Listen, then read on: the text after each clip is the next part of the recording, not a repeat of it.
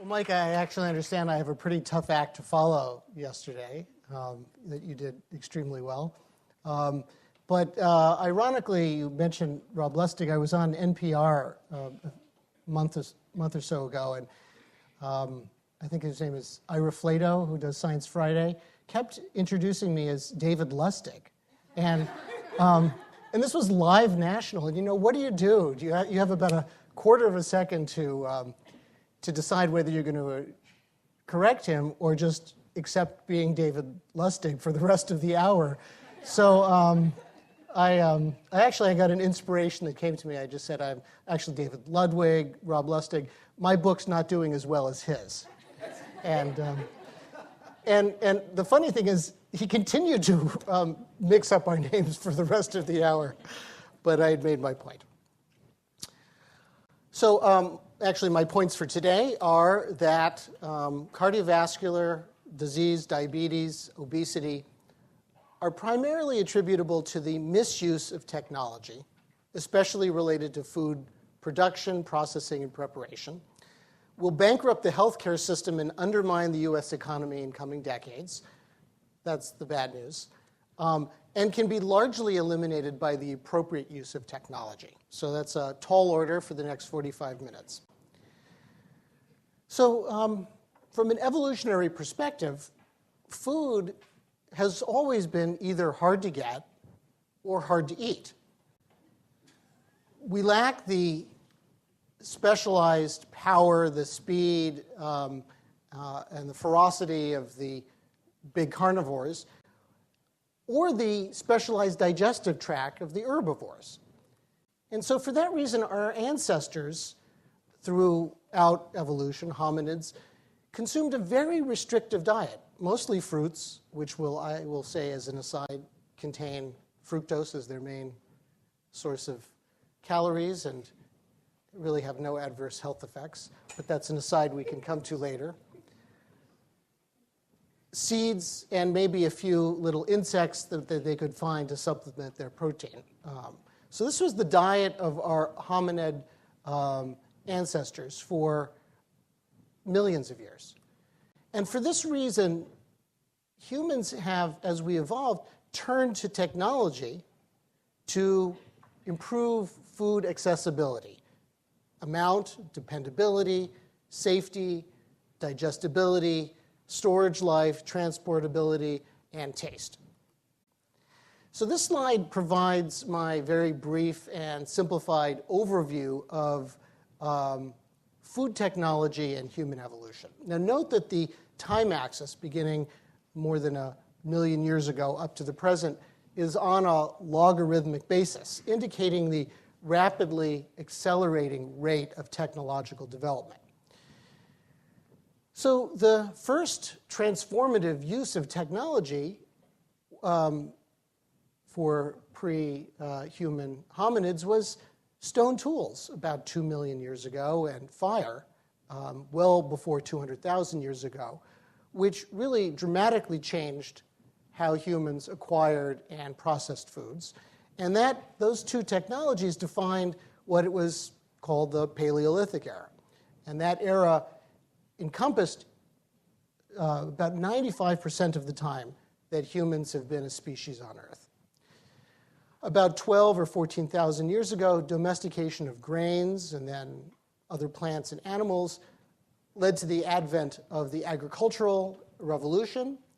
And then the industrial era, beginning in the 18th century with mass production of sugar and white flour, and then more recently, more advanced technologies, food extrusion, petrochemicals, biotechnology, and production of the fast food paradigm, describes what could be called the commodity-based diet. Now, each of these technological eras had profound impact on human diet and on human evolution. In the Paleolithic period, our diet increased from just fruits, seeds, and maybe a few insects to include a wide range of foods, large animals, tubers, nuts, etc., greatly improving calories and nutritional quality of human diets. much less time was spent in acquiring and eating foods. If we are eating a lot of unprocessed, uncooked plants, it takes a lot of time actually chewing them and digesting them. Many herbivores spend most of their time just eating. But with these new technologies and with the higher quality and higher energy density of foods in the Paleolithic period, we could spend much less time in those pursuits.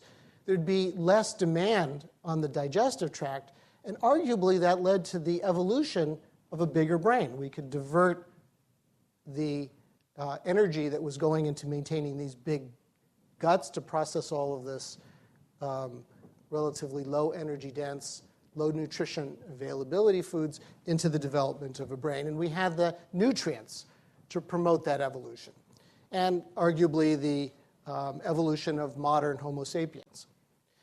With the advent of agriculture, our diet became dominated by a few staple grains, and consequently resulting in a huge increase in the availability of calories. Nutrient density increased, but the quality of our diets actually, or arguably, decreased, because grains have a really high concentration of calories, but a relatively low content of micronutrients and vitamins and minerals compared to most other foods that had been consumed. So these increased calories led to a massive expansion of human populations and probably allowed for the foundations of development of human culture and civilization, but also produced the first widespread endemic protein and nutrient deficiency syndromes. Hunter-gatherers typically don't get beriberi or scurvy or suffer from protein deficiency, although there were certainly times of total calorie limitations during famines. But endemic deficiency diseases developed after we limited ourselves to these primary grain products. And there's some evidence from the archaeological record that the height of humans declined by several inches as we transitioned from this much more diverse hunter-gatherer diet to a grain-based diet. Those few inches of height lost have only been regained in the last century in the United States. And then the commodity-based diet is characterized by this dependence on highly processed foods with a remarkable decrease in the cost of foods available. So a worker at minimum wage can earn enough money to satisfy all of their calorie requirements from fast food. So we're now spending less time in food preparation, obtaining food, and preparing food than ever before. But there's also been major implications to nutritional quality and chronic disease. Traditionally, we ate foods prepared in the home from minimally processed foods. And today we're eating diets comprised predominantly of what could be called ultra-processed products. This mess with your mouth tacos contains these packages of concoctions and pastes that you squeeze together. And I guess, these are clearly marketed to children. Ultra-processed products that are designed to look like natural foods, but in reality represent something profoundly different. So, for example, strawberry fruit gushers, generally look like strawberries, but really have nothing to do with actual strawberries. They contain a trace of real fruit, primarily for marketing purposes, but are comprised of substances, purified, highly processed substances that have never before been in the food supply. There are at least 6 different versions of sugar, partially hydrogenated fats, and all sorts of texturing agents and flavoring agents and coloring agents. In fact, ultra-processed products are made primarily from 3 commodities: corn, wheat, and soy, or the animals raised from them, if you want to extend this to the Big Mac, the animal that gave rise to the meat in the Big Mac, was raised on these commodities. Though there are just a few commodities, they're marketed in an enormous variety. Think of the 100 examples of cold processed extruded breakfast cereals you can find in the supermarket. They're all made from basically the same things. They're trademarked differently, packaged differently, to give the sense of abundance. But in reality, they're all very much the same thing. Contrast that to a traditional diet, which was composed of hundreds of different species, but marketed in limited form. How many ways can you market an apple? Maybe an apple, maybe applesauce if it's processed a little bit. So in effect, we've gone from species diversity to product diversity. And as an anecdotal demonstration of this phenomenon, Sanjay Gupta, a reporter for CNN, did an isotopic analysis of his hair, which represents body carbon, and found that 69% of his carbons could ultimately be traced to one species, corn. The ultimate ultra-processed food is, of course, fast food. Sorry that we have one particular product highlighted here. Like Burger King. Can you do Burger King? But they are the main force on the market these days. Fast food has increased, and I'll notice that what gets advertised from fast food companies isn't the carrots or the apples. It's these products, and so I agree that there is many of these companies are not setting out to cause nutritional havoc, but the reality is that the bulk of their advertising budget is promoting this kind of eating pattern. So this prototypic ultra-processed food, fast food, has increased greatly in our diets from the 1970s, from about 2% to 20% of calories for children. We know that adolescents massively overconsume fast food under a wide variety of conditions. Obese adolescents seem not to be able to fully compensate for the calories in a fast food meal. So if you eat a plate of vegetables, apples, beans, or whatever, those calories don't make you fat because they tend to displace an equal or greater number of calories later in the day. That seems to be qualitatively less true for fast food, which tends to add to total calories in the day, for reasons we'll come to. Young adults consuming fast food less than twice a week compared to more than once a week, more than twice a week compared to less than once a week, gained on average 10 pounds more over 15 years after controlling for confounding factors. Ultra-processed foods seem to have these adverse effects, not because of any one property, but because they seem to incorporate the worst aspects of virtually every dietary factor that's been described. High energy density, enormous portion size, low nutrient and fiber content, poor quality of dietary fat, what could be called primordial palatability, and high glycemic load. Let's consider energy density. You could have 280 grams, about 10 ounces of strawberries, a bowl of strawberries, and get 90 calories. Or you could have less than 1 ounce of strawberry fruit gushers. This is a ratio of 10 to 1. We know that acutely individuals regulate food intake more by volume than by calorie content. So it's going to be very easy to overeat the items on the right compared to the ones on the left. Chronically, energy density is associated with nutritional quality, body weight, and risk for diabetes. Related to this notion of energy density is portion sizes, which have increased dramatically in recent years. This slide shows the number of new, larger-sized product introductions during the time period when the obesity epidemic was evolving most rapidly. And this, again, has been driven by the extremely low cost of commodities. You could have a gulp at from 7-Eleven at about 160 calories, or you could have a double gulp weighing in at a whopping 600 calories for only 37 cents difference. What a deal. What a deal. What a deal is right, as we begin to consider the public health consequences of this.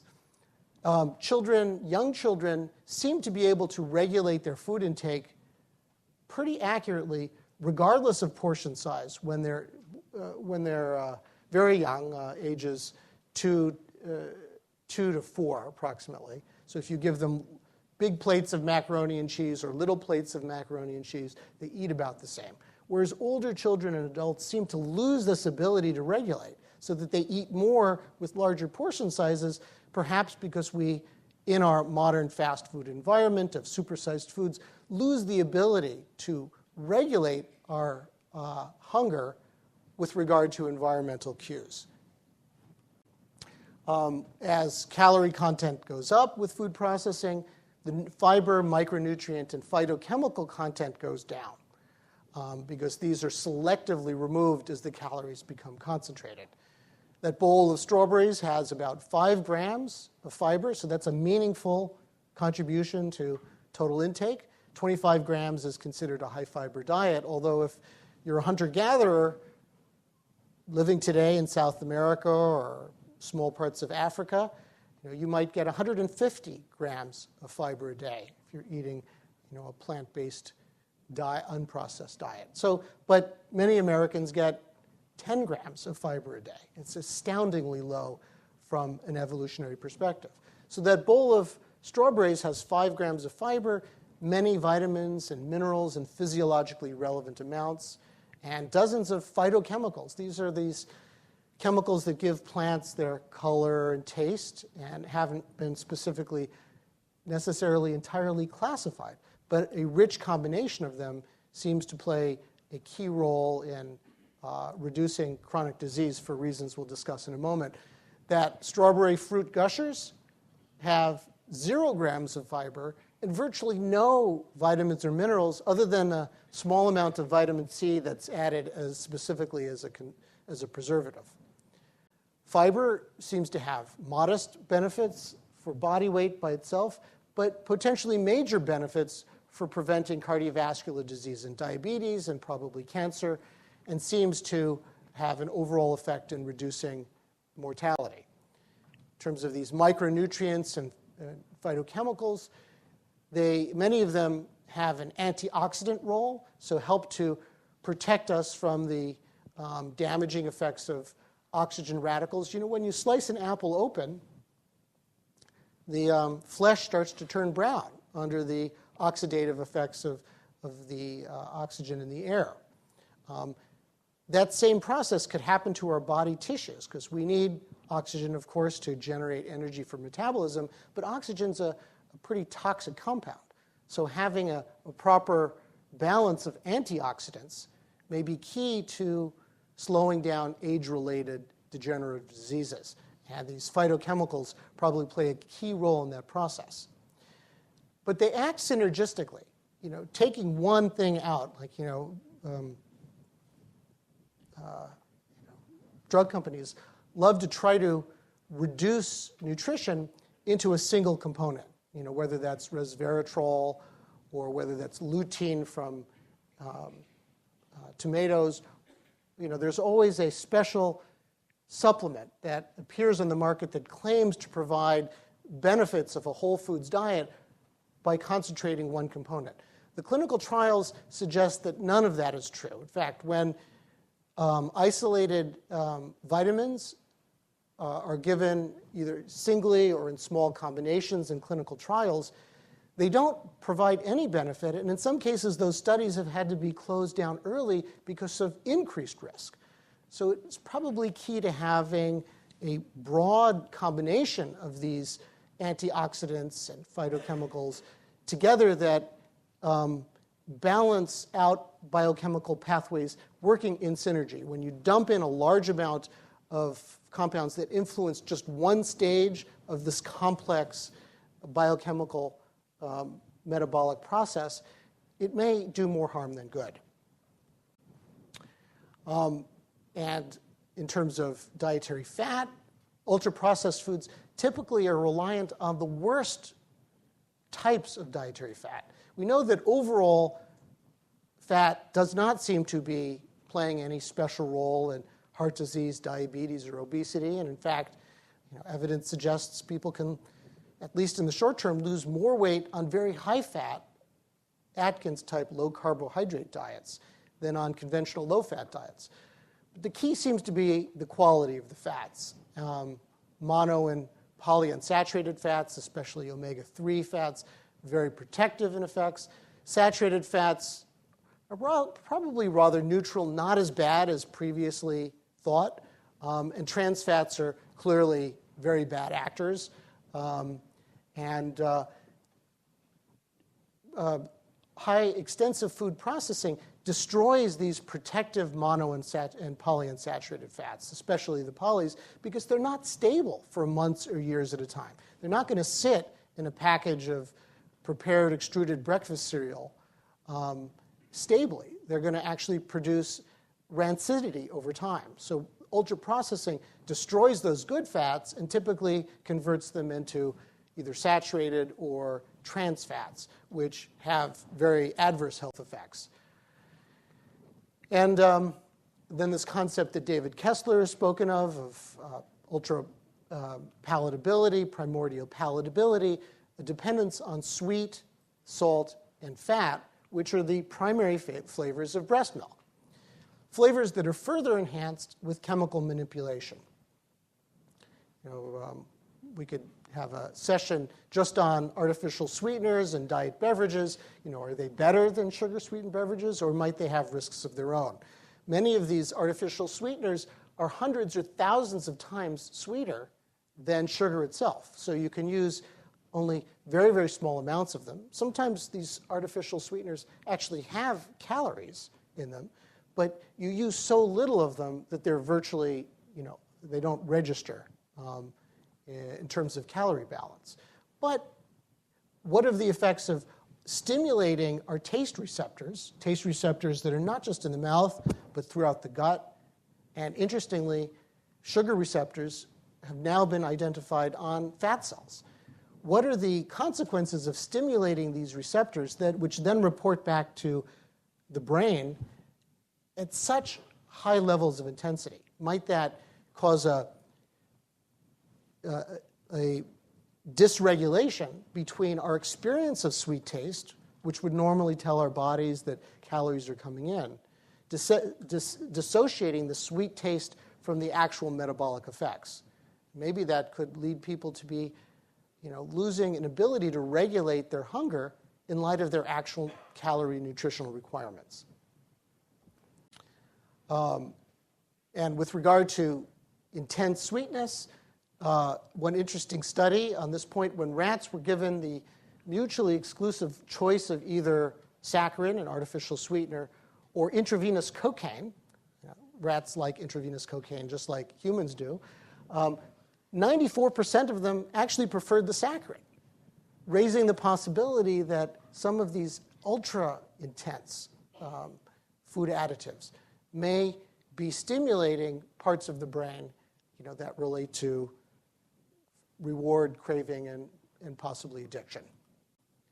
And then one last concept that I want to talk about in a little more detail is the notion of food processing affecting the digestion rate. Most unprocessed foods take much of the intestinal tract to be digested, and in fact wind up providing some undigested food to the colon to stimulate bacterial growth. And we've been hearing a lot about the microflora of the gut affecting obesity risk and risk for chronic diseases. In contrast, ultra-processed foods, by their nature, are digested very, very quickly, in the first few feet of the intestine, leading to a rapid surge and crash in blood sugar. This concept can be captured through the notion of the glycemic index or load, which reflects how high blood sugar surges in the couple hours after a meal. We looked at the effects of foods with different glycemic index in a study in obese adolescents, given either a vegetable omelet with fruit as a low glycemic load meal. A high glycemic load meal was instant oatmeal, so this was highly processed through food extrusion so that you could just put in hot water and it doesn't require any cooking. But since it's quick cooking, it's also going to be much quicker to digest and have a more rapid effect on blood sugar. And that was contrasted to a medium glycemic load meal, which was old-fashioned oatmeal, steel-cut oats, and both had a little bit of milk and sugar. And we found that, as expected, blood sugar rose fastest and highest after the instant oats in yellow compared to the steel-cut oats in pink or the vegetable omelet. But note also that what goes up must come down, and blood sugar fell to relatively low levels 4 and 5 hours after a meal. And that drop-off in blood sugar went along with provoked, I should say, a surge in epinephrine or adrenaline, which is an emergency stress hormone. We think of it as a fight or flight hormone. But again, from an evolutionary perspective, low blood sugar is a much greater threat to us than would be like an attack by a wild animal. And so that low blood sugar after a high glycemic index meal is actually being perceived by the brain as a stress to provoke this adrenaline response. And at the same time, hunger increases. When we gave subjects free access to food, they consumed 500 or 600 or 700 calories more after the high glycemic meal than after the other meal, despite the fact that they all got the same calories at baseline. So low blood sugar, low enough to stimulate an emergency stress hormone response and drive hunger. And if a fraction of this difference were maintained meal after meal, day after day, it could have a major effect on energy balance over the long term. We just published a study looking at the potential addictive effects of highly processed, high glycemic foods. In this study, we gave 12 overweight and obese young men either low or high glycemic index milkshakes that were controlled for protein, fat, carbohydrate, and fiber. Otherwise, they were identical. We actually made the 2 milkshakes taste equally sweet, and the subjects had no preference for one over the other, so they couldn't even distinguish it. We gave them in a randomized, double-blinded fashion, followed blood sugar and hunger, and then did functional magnetic resonance imaging. It's a method to actually look at blood flow in the brain in the few hours after the meal. And what we saw was, as expected, blood sugar initially rose higher after the high glycemic index milkshake, but then dropped to a relatively low level 3, 4, and 5 hours later. Hunger was suppressed more after the low glycemic meal, so that by 4 hours, they were experiencing less hunger than after the high glycemic meal. And here's what happened in the brain. This slide shows a subtraction of the difference in brain activity after the high glycemic index milkshake minus the low glycemic index milkshake. So these are the areas that were hyperactivated after the high glycemic index milkshake at 4 hours during that time of hypoglycemia and hunger. And it turns out that there was only one area that really lit up, and that area, and the p-value there was just astronomical. And that area was the nucleus accumbens. I had no idea what that area was before I entered this field. The nucleus accumbens is the center of the dopaminergic reward system. And it's really considered ground zero for craving. It's been well associated with food cravings. But it's also the area that seems to be activated in a variety of addictive behaviors to the classic drugs of abuse, alcohol, tobacco, and even addictions like gambling, raising the possibility that we may wind up craving certain foods not based on their inherent palatability differences. It's not like necessarily foods are overwhelmingly palatable and just drive us to eat based on taste alone. I mean, we all know an experience like after a very large Thanksgiving dinner, and we've just had much too much to eat, foods that might have looked and have been irresistibly palatable to us when we were hungry have no interest at all to us. So palatability, our experience of craving foods, has a lot to do with our biological state. It's not an independent, palatability isn't an independent factor in food. And so this study suggests that two foods with equal palatability could, based on their biological effects, alter the brain in a way that would make food craving more likely. And so I'd like to move to a model in which high energy density, high glycemic load, low fiber, the low satiety value of foods leads to increased energy intake, and especially with these foods that are so rapidly digesting, causes hyperinsulinemia, causes the pancreas to pump out much more insulin than it would ordinarily. That in turn could create a cycle with insulin resistance leading to weight gain, together with which is then further augmented by the poor quality of dietary fats and the reduced micronutrients and phytochemicals that exacerbate insulin resistance, all taking place in an environment of reduced energy expenditure. Of course, technology has had impacts not just on our diet, but on our lifestyle. We used to expend energy acquiring food, and in our work, basic daytime work activities.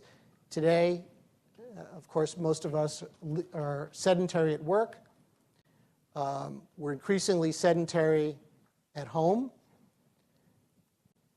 sedentary in transportation, and in recreation.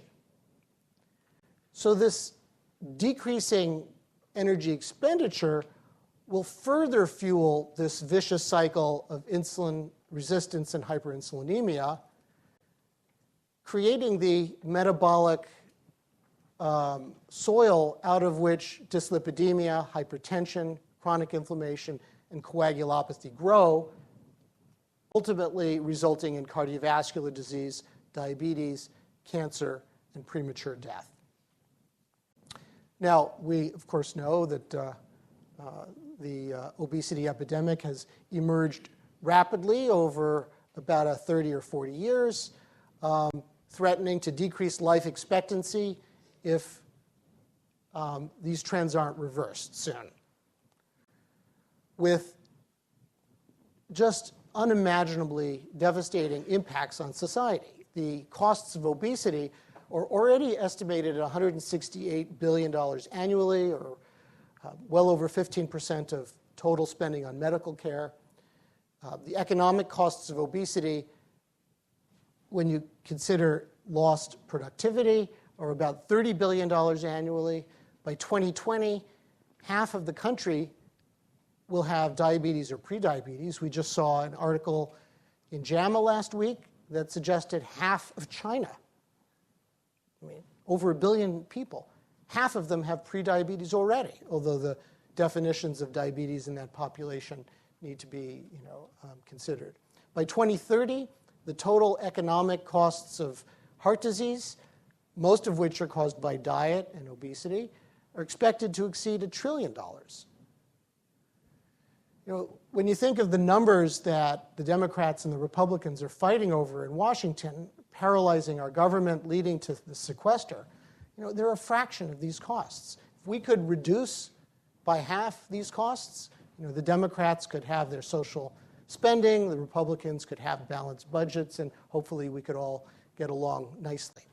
So we're talking about really the stability versus the bankruptcy of Medicare, expanding versus contracting health insurance, improving versus declining worker productivity, with implications to our international competitiveness.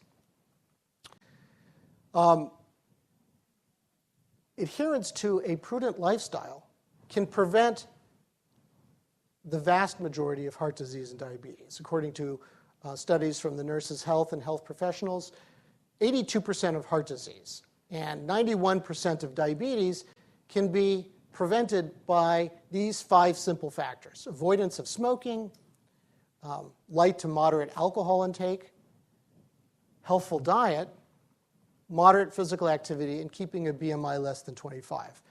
And 3, 4, and 5 of them are ultimately directly amenable to the technological issues that we've looked at so far. High cereal fiber, high polyunsaturated fat, low trans fat, low glycemic load. These are all key markers of an unprocessed or minimally processed as opposed to an ultra-processed diet, and those in turn will feed back on BMI. So in conclusion, the challenge is, how do we go from this ultra-processed diet back to a diet with more healthful patterns without expecting all of us to move back to the farm? That's not going to happen anytime soon, and we're not going to abandon technology. And in fact, traditional diets have always incorporated, for thousands of years, some food processing. The olive oil is processed from olives, and bread is processed from grain. So I think the real question is not to eliminate food processing, but how to begin to use technology to benefit human health and nutrition, and not just corporate profits and ease.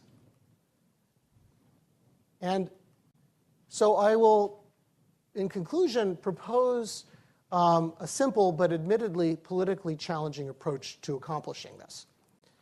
And the first begins with government, which is to restructure agricultural subsidies to promote public health over special interests. We don't have enough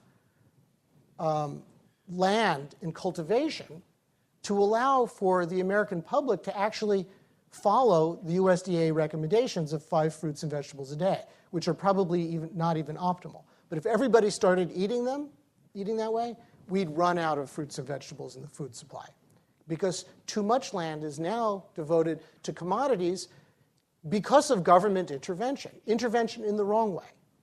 So this is not an argument, in a certain sense, this is not like a left-wing argument for more government intervention. It's an argument for government for proper intervention, rather than improper intervention as now exists.